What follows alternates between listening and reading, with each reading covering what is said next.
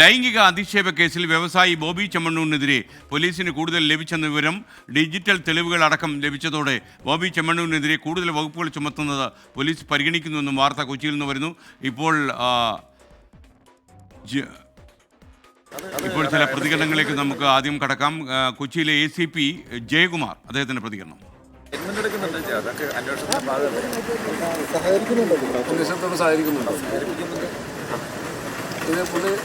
കൂടുതൽ വകുപ്പുകൾ ചുമത്തുന്ന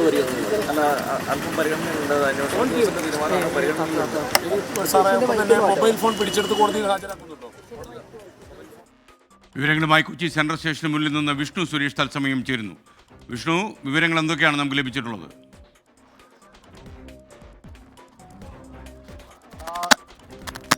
ഈ കേസുമായി ബന്ധപ്പെട്ട് പോലീസ് പരമാവധി തെളിവുകൾ ശേഖരിച്ചിട്ടുണ്ട് എന്നാണ് സെൻട്രൽ ACP ജയകുമാർ പറഞ്ഞത്. പ്രത്യേകിച്ച് ഡിജിറ്റൽ തെളിവുകളാണ്. നേരത്തെ തന്നെ പരാതി നൽകിയപ്പോൾ ഹണി റോസ ഈ പരാമർശം നടത്തിയ വീഡിയോ അടക്കം കൈമാറിയിരുന്നു. ഒപ്പം പോലീസും ചില രേഖകൾ പോലീസിന് ലഭിച്ചു.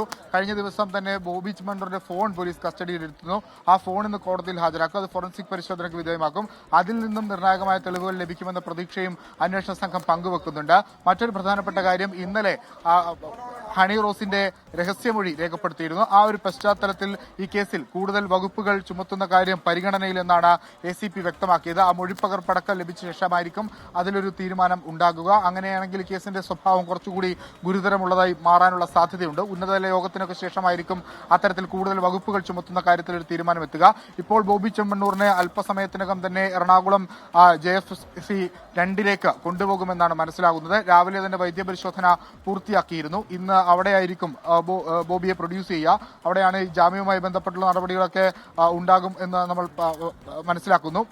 സാധാരണഗതിയിൽ ഇത്തരം കേസുകൾ രജിസ്റ്റർ ചെയ്യുന്ന ഘട്ടത്തിലൊക്കെ കഴിഞ്ഞ തവണ ഷാജി എന്ന ആളെ അറസ്റ്റ് ചെയ്തപ്പോൾ അയാൾക്ക് ഇടക്കാല ജാമ്യം അനുവദിച്ചിരുന്നു. ആ പ്രതീക്ഷയിൽ തന്നെയാണ് ബോബി ചെമ്മണ്ണൂരിന്റെ അഭിഭാഷകരും ഉള്ളത്. ഈ പരാതിയുമായി ബന്ധപ്പെട്ട് ഇനി റിക്കവറികളൊന്നും നടത്താനില്ല, അതായത് തെളിവുകളൊന്നും പോലീസിന് സമാഹരിക്കാനില്ല, ഒന്നും കണ്ടെത്തേണ്ടതായിട്ടില്ല. അതുകൊണ്ട് ബോബി ചെമ്മണ്ണൂരിനെ കസ്റ്റഡിയിൽ വേണമെന്ന പോലീസിന്റെ ആവശ്യം അങ്ങനെ തടയുക എന്നുള്ളതാണ് ബോബി ചെമ്മണ്ണൂരിന്റെ അഭിഭാഷകർ ലക്ഷ്യം വെക്കുന്നത്. എന്തായാലും ഈ കേസുമായി ബന്ധപ്പെട്ടുള്ള തുടർ നടപടികൾ ശക്തമാക്കി മുന്നോട്ട് കൊണ്ടുപോകാൻ അന്വേഷണ സംഘവും തീരുമാനിച്ചിട്ടുണ്ട്. ഇനിയിപ്പോൾ ജാമ്യം ലഭിച്ചാൽ തന്നെ ഈ കേസിൽ ബാക്കി വശങ്ങളൊക്കെ പരിശോധിച്ച് അന്ന് ആ പരിപാടിയിലുണ്ടായിരുന്ന ആളുകളുടെ മൊഴിയൊക്കെ രേഖപ്പെടുത്താനാണ് അന്വേഷണ സംഘത്തിന്റെ തീരുമാനം. അതായത് ഈ സൈബർ കേസ് എന്ന രീതിയിൽ ഇത് ഒഴിവാക്കി വിടാതെ ഇതിൽ കൃത്യമായ അന്വേഷണം നടത്തി ഒരു കുറ്റമറ്റ കുറ്റപത്രം കോടതിയിൽ സമർപ്പിക്കാനുള്ള നടപടികൾ ഇപ്പോഴേ സെൻട്രൽ പോലീസും പ്രത്യേക സംഘവും നൽകിയത്. ഇനി കൊച്ചി DCP ഓഫീസിന് മുന്നിൽ അശ്വിൻ പാലാഴിയുണ്ട്.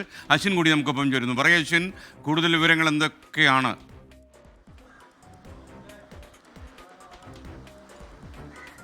ഈ കേസുമായി ബന്ധപ്പെട്ട തുടർ നടപടികളിലേക്ക് കടക്കുന്നതിൽ ഏറ്റവും പ്രധാനപ്പെട്ട ആൾ എന്ന് പറയുന്നത് DCP ആണ്. അതിന്റെ അന്വേഷണ ചുമതല DCPക്ക് തന്നെയാണ്. അശ്വതി ജിജിയാട കേസുമായി ബന്ധപ്പെട്ട തുടക്കം മുതൽ പ്രധാനപ്പെട്ട വിഷയങ്ങളെല്ലാം കൈകാര്യം ചെയ്യുന്നു. അല്പസമയത്തിനുള്ളിൽ അവർ DCP ഓഫീസിലേക്ക് വരും. തുടർ നടപടികൾ എങ്ങനെ മുന്നോട്ട് കൊണ്ടുപോകും എന്നടക്കമുള്ള കാര്യങ്ങളിൽ ഒരു വ്യക്തത അവർ നേരിട്ട് തന്നെ നൽകും. ഒപ്പം കഴിഞ്ഞ ദിവസങ്ങളിൽ ഈ കേസുമായി ബന്ധപ്പെട്ട് ഇദ്ദേഹം നടത്തിയ ആ ഇന്റർവ്യൂവിന്റെ വീഡിയോകളടക്കം പോലീസ് കൃത്യമായി പരിശോധിച്ചിരുന്നു. അതുമായി ബന്ധപ്പെട്ട് ഓൺലൈൻ ചാനൽ ഉണ്ട് ഈ ഇന്റർവ്യൂ സംപ്രേഷണം ചെയ്ത. അതിലെ ക്യാമറമാൻമാരെയും ഈ ഇദ്ദേഹവുമായി ചോദ്യങ്ങൾ ചോദിച്ച ആങ്കർ അടക്കമുള്ള ആളുകളുടെയും മൊഴി രേഖപ്പെടുത്താൻ പോലീസ് തീരുമാനിച്ചിരുന്നു. അങ്ങനെ ഈ കേസുമായി ബന്ധപ്പെട്ട കൃത്യമായ തെളിവുകൾ ശേഖരിച്ച് മുന്നോട്ട് പോകാനുള്ള ഒരു തീരുമാനമുണ്ട്. അതിനു പുറമെ ഹണി റോസ് നൽകിയ മറ്റൊരു പരാതി നിലനിൽക്കുന്നു. 20ഓളം പേരുടെ ഫേസ്ബുക്ക് ഐഡികളടക്കം നൽകിക്കൊണ്ട് ഈ കേസുമായി ബന്ധപ്പെട്ട് തന്റെ ഫേസ്ബുക്ക് പോസ്റ്റിനടിയിൽ അശ്ലീല പരാമർശം നടത്തിയ ആളുകളുടെ ഐഡന്റിറ്റികളടക്കം വെളിപ്പെടുത്തിക്കൊണ്ട് നടത്തിയ ഒരു പരാതി. ആ പരാതിയിന്മേൽ കൂടുതൽ അറസ്റ്റ് ഇന്നുണ്ടായേക്കും എന്നുള്ള സൂചനകൾ കൂടി പുറത്തു വരുന്നുണ്ട്. അതുമായി ബന്ധപ്പെട്ട അന്വേഷണം കൃത്യമായ രീതിയിൽ നടക്കുന്നുണ്ട്. അതിൽ ചിലത് 20 ഐഡികളിൽ ചിലത് ഫേക്ക് അക്കൗണ്ടുകളാണ്. അതും കണ്ടുപിടിക്കാനുള്ള സഹായം സൈബർ സെല്ലിന്റെ സഹായത്തോടെ നടക്കുന്നുണ്ട്. അതായത് ഫേക്ക് അക്കൗണ്ടുകളിൽ നിന്ന് ഇട്ടാൽ തങ്ങൾക്ക് നടപടി വരില്ല, അത് സുഖമായി ഊരിപ്പോരാം എന്നുള്ളൊരു ചില തെറ്റിദ്ധാരണ ആളുകൾക്കുണ്ട്. അതുകൂടി ആ തെറ്റിദ്ധാരണ കൂടി ഇല്ലാതാക്കുന്ന നടപടിയാകും ഈ കേസുമായി ബന്ധപ്പെട്ട് പോലീസ് എടുക്കുക എന്നുള്ളതാണ് ഏറ്റവും പ്രധാനപ്പെട്ട കാര്യം. അതിൽ ഒരാളുടെ അറസ്റ്റാണ് കഴിഞ്ഞ ദിവസം രേഖപ്പെടുത്തിയത്. കൂടുതൽ അറസ്റ്റുകൾ ഉണ്ടാകും എന്നുള്ളതാണ് ഏറ്റവും പുതുതായി പുറത്തു വരുന്ന വിവരം.